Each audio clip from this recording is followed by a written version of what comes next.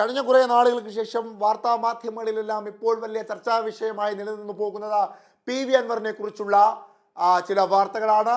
P V Anwar കോൺഗ്രസിലേക്ക് പ്രവേശിക്കുവാൻ പോകുന്നു. പി വി അൻവറിന്റെ പ്രവേശനം കോൺഗ്രസിലേക്ക് എത്തുന്നതിന് മുമ്പ് മറ്റ് ചില ദേശീയ പ്രാദേശിക പാർട്ടികളുമായി ചർച്ച നടത്തിയിരുന്നുള്ള വാർത്തകൾ സജീവമായിരുന്നു. അദ്ദേഹം ഇന്ത്യ സഖ്യത്തിലേക്ക് ലയിക്കുവാൻ ശ്രമിച്ചു. പിന്നീട് DMK ഉണ്ടാക്കുന്നു. മമതാ ബാനർജിയുമായി തൃണമൂൽ കോൺഗ്രസിൽ ചേരുവാനുള്ള ചർച്ചകൾ സജീവമാക്കുന്നു.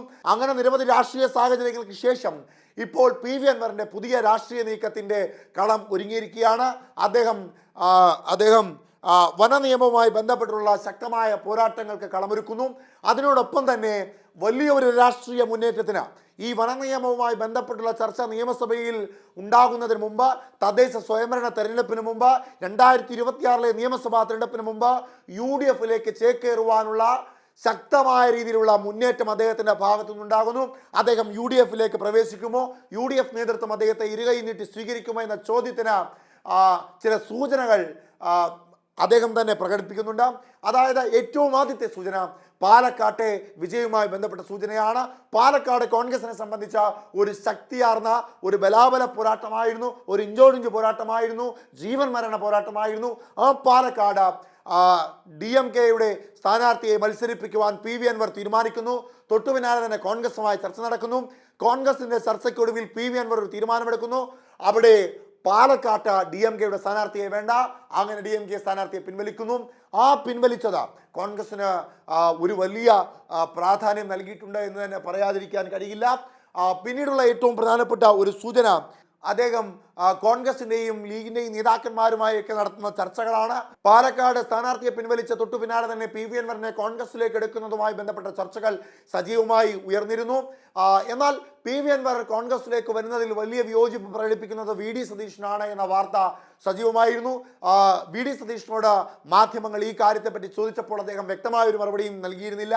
പി വി അൻവറിനെ കോൺഗ്രസിലേക്ക് എടുക്കില്ല എന്നോ പി വി അൻവറിനെ കോൺഗ്രസിലേക്ക് എടുക്കുമെന്നോ എന്നുള്ള ഒരു മറുപടി അദ്ദേഹം വ്യക്തമായി പറഞ്ഞില്ല. എന്നിരുന്നാൽ പോലും പി വി അൻവർ കോൺഗ്രസിലേക്ക് പ്രവേശിക്കുമോ എന്ന ചോദ്യത്തെ തള്ളിക്കളയാത്ത സാഹചര്യത്തിൽ അതിന് സാധ്യതയുണ്ട് എന്ന് തന്നെയാണ് കണക്കാക്കേണ്ടത്. കൂടാതെ ഏറ്റവും പ്രധാനപ്പെട്ട കാര്യം, കോൺഗ്രസിലേക്ക് പി വി അൻവർ ചേക്കേറുമ്പോൾ അല്ലെങ്കിൽ 2026 നിയമസഭാ തെരഞ്ഞെടുപ്പിൽ പി വി അൻവർ ഒരു വലിയ ശക്തി കേന്ദ്രമായി നിലനിൽക്കുമെന്നതിൻ്റെ ഏറ്റവും പ്രധാനപ്പെട്ട കാരണം LDF-ൽ പല കാരണങ്ങളാൽ പിണങ്ങി നിൽക്കുന്ന 3 പ്രധാനപ്പെട്ട MLA-മാരെ പി വി അൻവർ കോൺഗ്രസിലേക്ക് കൊണ്ടുവരുന്നു. പി വി അൻവർ കോൺഗ്രസിലേക്ക് എത്തുമ്പോൾ LDF-ലെ 3 പ്രധാനപ്പെട്ട MLA-മാരും ഒപ്പം കോൺഗ്രസിലേക്ക് എത്തും.